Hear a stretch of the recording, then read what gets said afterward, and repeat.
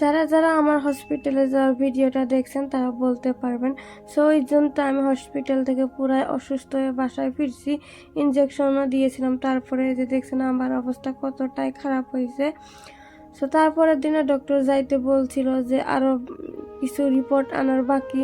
So ওই রিপোর্টগুলোই নিতে যাইতেছিলাম আমি, মা, আর এইদিকে আমাদের বাজারে মা টাকা ওঠানোর জন্য গেছে দোকানে, আর এইখানে আমি বসেছিলাম। যেহেতু আমার শরীরটা অনেক বেশি দুর্বল লাগতেছিল তাই আমি যাওয়ার সাহস পাই নাই।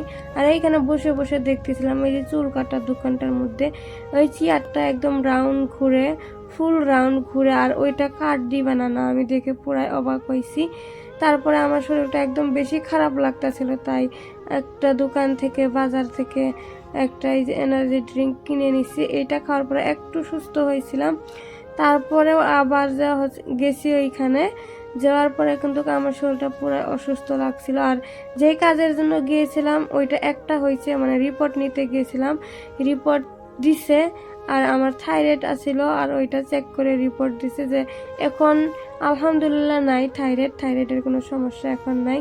সো আর যেইগুলো ইনজেকশন, মানে যেই ওর মেডিসিনগুলো নিতে গিয়েছিলাম ওই মেডিসিনগুলো এখনো আসে নাই।